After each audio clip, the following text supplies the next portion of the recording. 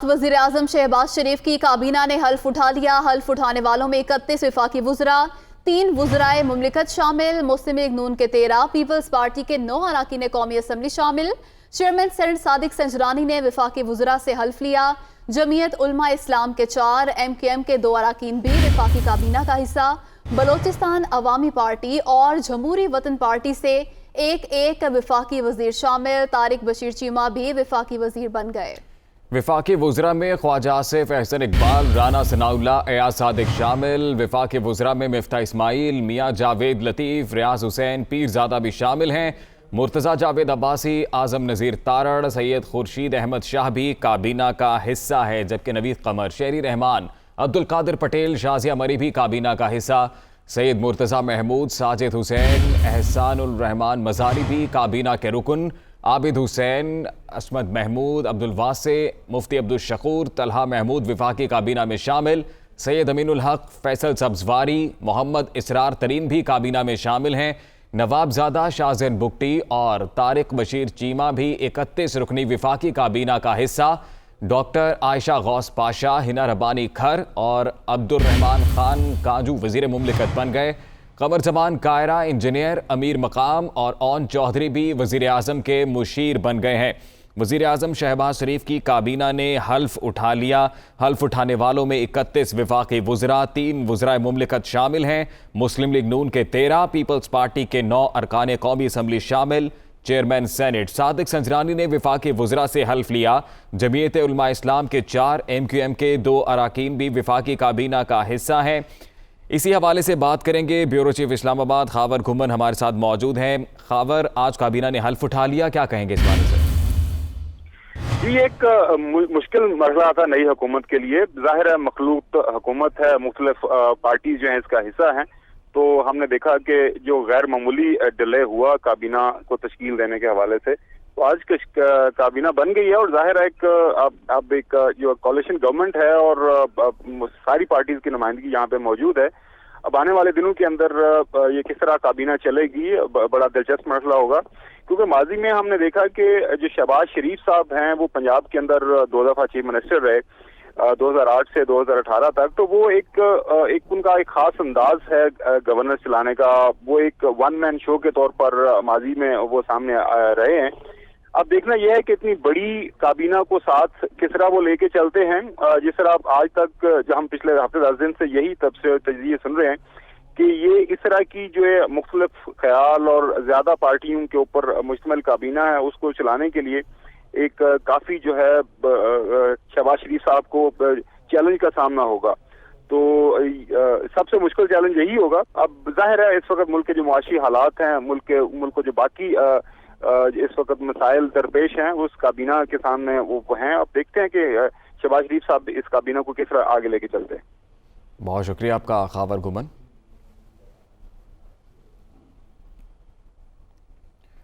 नौ मुंतखब वज़ीर आला हमजा शहबाज के हल्फ उठाने में रुकावटों पर नून लीग ने लाहौर हाई कोर्ट में दरख्वास्त दायर कर दी। गवर्नर पंजाब को वज़ीर आला से हल्फ लेने के अहकाम जारी करने की इस्तदा की गई है। हमजा शहबाज ने दायर दरख्वास्त में गवर्नर पंजाब उमर सरफराज चीमा को फरीक बनाया है। दरख्वास्त में मौक़िफ़ अपनाया गया है कि गवर्नर पंजाब आइनी बहरान पैदा करना चाहते हैं। वो आइनी अहकाम से रूहगिरदानी और पार्लियामेंट की रूह की तज़हीक के मुर्तकिब हो रहे हैं। अदालत गवर्नर पंजाब को नए वज़ीर आला पंजाब से हल्फ लेने के अहकाम जारी करे।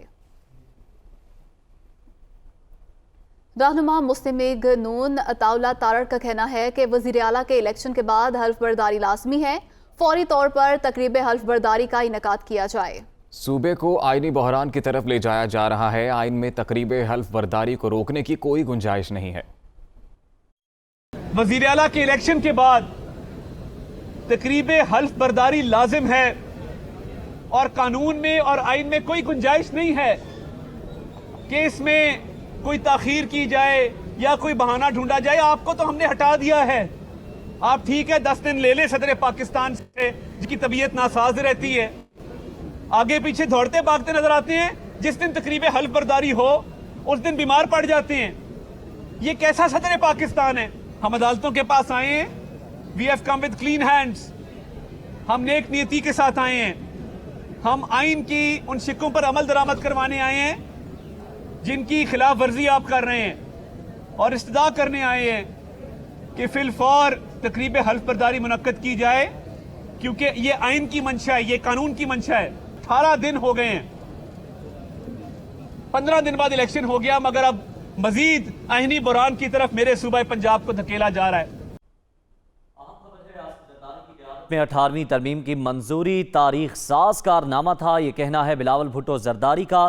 انہوں نے کہا کہ 18ویں آئینی ترمیم نے 1973 کے متفقہ آئین کی روح کو بحال کیا۔ آصف زرداری نے صدر کو حاصل تمام ایگزیکٹو اختیارات پارلیمان کو دے دیے۔ پاکستان کے عوام دستور کی پاسداری اور جمہوریت کا تسلسل چاہتے ہیں۔ بلاول بھٹو زرداری کا 18ویں ترمیم کے 12 سال مکمل ہونے پر یہ پیغام سامنے آیا ہے۔ انہوں نے کہا کہ آصف زرداری کی قیادت میں 18ویں ترمیم کی منظوری تاریخ ساز کارنامہ تھا۔ 18ویں آئینی ترمیم نے 1973 کے متفقہ آئین کی روح کو بحال کیا۔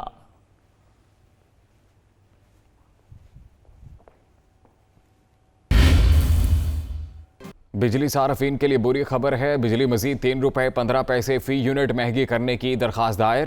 نیپرا بجلی مہنگی کرنے سے متعلق فیصلہ 27 اپریل کو کرے گا۔ بجلی کی قیمتوں میں اضافہ مارچ کی فیول ایڈجسٹمنٹ کی مد میں مانگا گیا ہے۔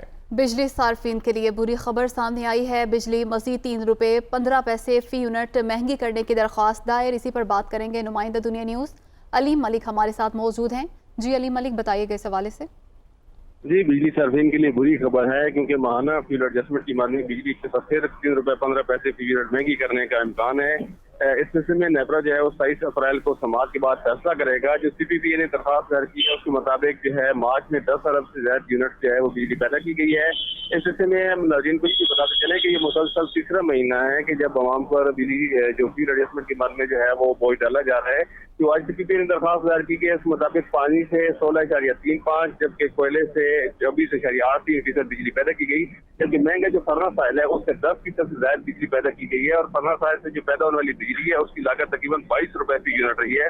اس کے ساتھ ساتھ مقامی گیس سے 9.53%، جبکہ درآمدی ایل این جی سے 18.87% بجلی پیدا کی گئی ہے۔ اس سلسلے میں فیصلہ کیا ہوتا ہے؟ پہلے تو ہم نے دیکھا ہے کہ مسلسل 2 ماہ جو ہے وہ صارفین پر بوجھ ڈالا گیا ہے۔ اب دیکھنا یہ ہے کہ 27 اپریل کو نیپرا کیا فیصلہ کرتا ہے اور کتنا جو اضافہ ہے وہ صارفین پر منتقل کیا جاتا ہے۔ جی علیم ملک، بہت شکریہ، آپ نے تفصیلات سے آگاہ کیا۔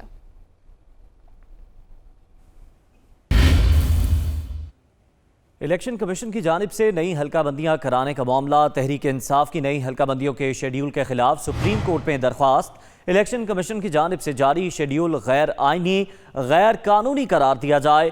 درخواست میں یہ استدعا کی گئی، نئی مردم شماری ہونے تک نئی حلقہ بندیوں کی کوئی ضرورت نہیں۔ درخواست میں یہ کہا گیا الیکشن کمیشن اور سیکریٹری کو انتخابی عمل یقینی بنانے کا حکم دیا جائے۔ درخواست میں یہ استدعا کی گئی ہے۔ الیکشن کمیشن کی جانب سے نئی حلقہ بندیاں کرانے کا یہ معاملہ، جس پر تحریک انصاف کی نئی حلقہ بندیوں کے شیڈیول کے خلاف سپریم کورٹ میں درخواست۔ الیکشن کمیشن کی جانب سے جاری شیڈیول غیر آئینی، غیر قانونی قرار دیا جائے۔ درخواست میں تحریک انصاف کی جانب سے یہ استدعا کی گئی، ساتھ ہی ساتھ عدالت سے یہ بھی استدعا کی گئی کہ نئی مردم شماری، نئی حلقہ بندیوں کی کوئی ضرورت نہیں ہے۔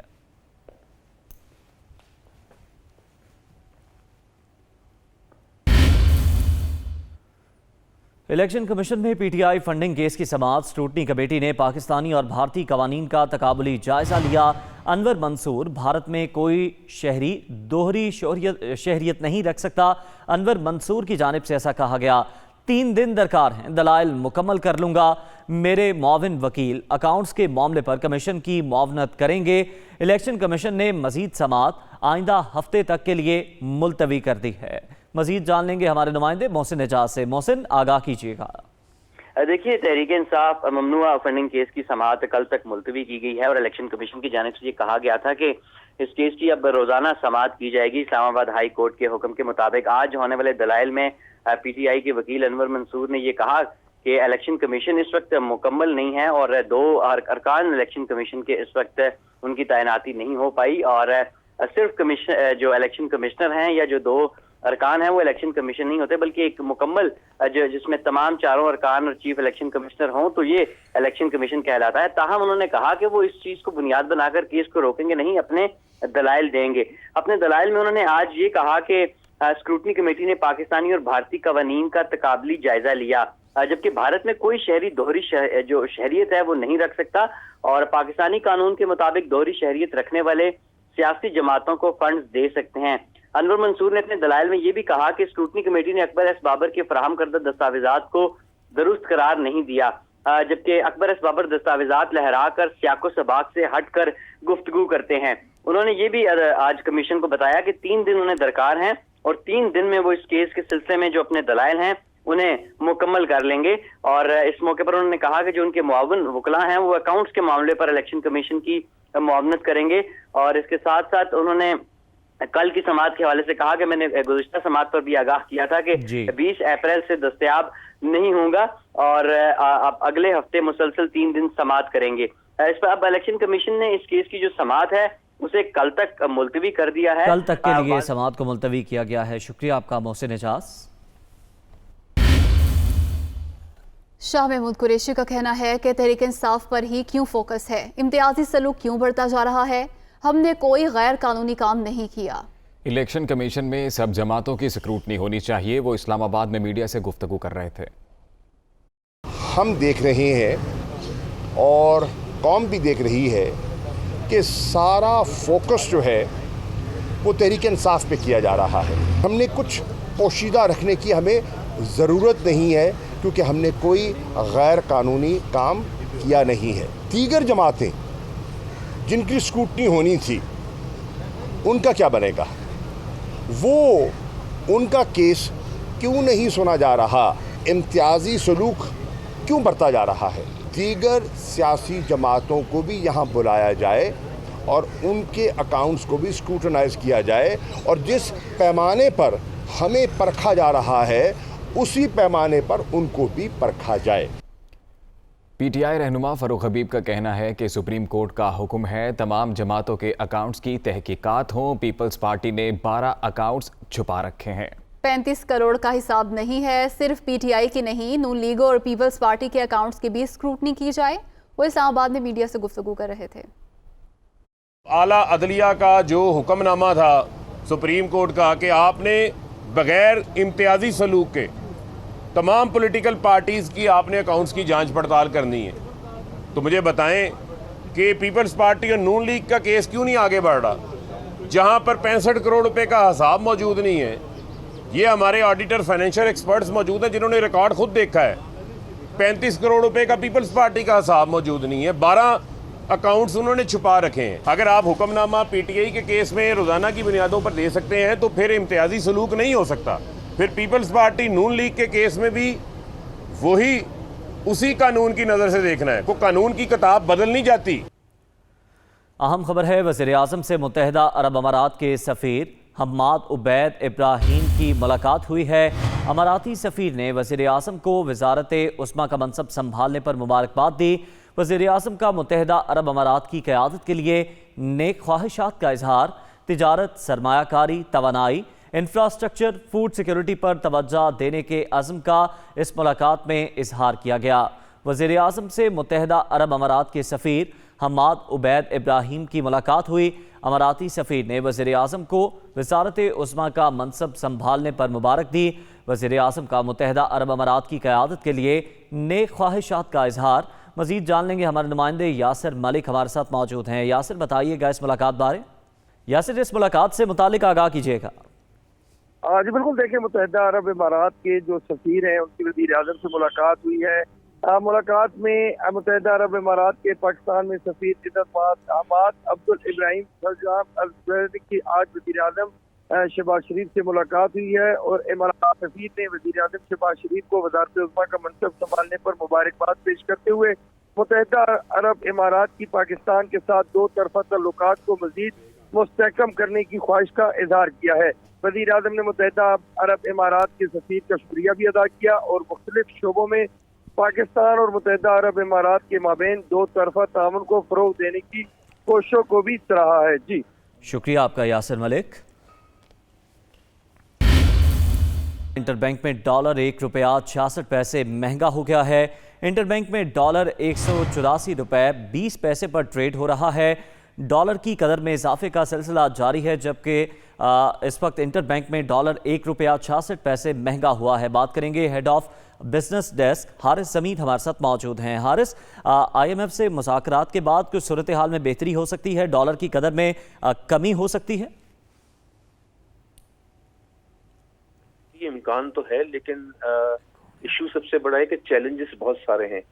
مثال کے طور پہ آپ کی پیمنٹس جو ہے اس کا توازن جو ہے حد سے زیادہ بڑھتا چلا جا رہا ہے۔ جیسے کرنٹ اکاؤنٹ ڈیفیسٹ کا بھی نمبر تو نہیں آئے، لیکن جو 8 مہینے میں جو تھے وہ $12 بلین کے تھے۔ اس کا مطلب آپ کی آمدنی جو ہے زر مبادلہ کے سیکٹر پہ وہ زیادہ ہے، کم ہے، اور ایکسپینسز بہت زیادہ ہیں۔ امپورٹ سب سے زیادہ ہے، کیونکہ جب سے رشیا اور یوکرین کا سلسلہ شروع ہوا ہے تو کروڈ آئل پرائسز اور دوسری جتنی کموڈیٹی پرائسز ہیں پچھلے 6 ماہ میں تقریباً 70 سے 80% تو امپورٹس کا ڈیمانڈ ہے، پلس ڈیٹ پیمنٹس ہے۔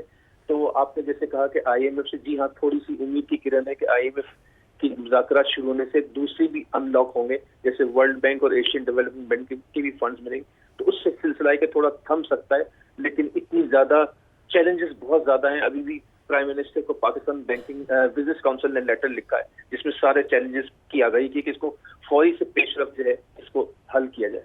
یعنی ڈالر کی قدر میں فوری طور پر کوئی بڑی کمی کی توقع نہیں ہے۔ حارث سمیت، آپ کا شکریہ۔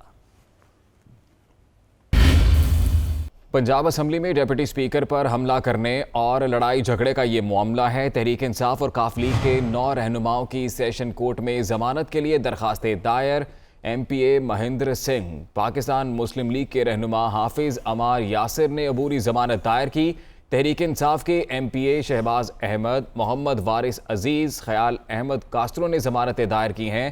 شجاعت نواز، ملک ندیم عباس، MPA محمد علی رضا خان خاقوانی، عمر فاروق نے بھی ضمانتیں دائر کی ہیں۔ پنجاب اسمبلی میں ڈپٹی اسپیکر پر حملہ کرنے اور لڑائی جھگڑے کا یہ معاملہ ہے، اسی پر بات کریں گے۔ نمائندہ دنیا نیوز محمد اشفاق ہمارے ساتھ موجود ہیں۔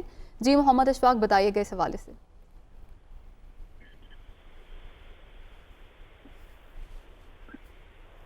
محمد اشفاق سے تفصیلات جانیں گے۔ پنجاب اسمبلی میں ڈپٹی اسپیکر پر حملہ کرنے اور لڑائی جھگڑے کا معاملہ، تحریک انصاف اور کاف لیگ کے 9 رہنماؤں کی سیشن کورٹ میں ضمانت کے لیے درخواستیں دائر۔ MPA مہندر سنگھ، پاکستان مسلم لیگ کے رہنما حافظ عمار یاسر نے عبوری ضمانت دائر کی۔ تفصیلات جانیں گے نمائندہ دنیا نیوز محمد اشفاق سے۔ محمد اشفاق، بتائیے گا کیا تفصیلات ہیں آپ کے پاس؟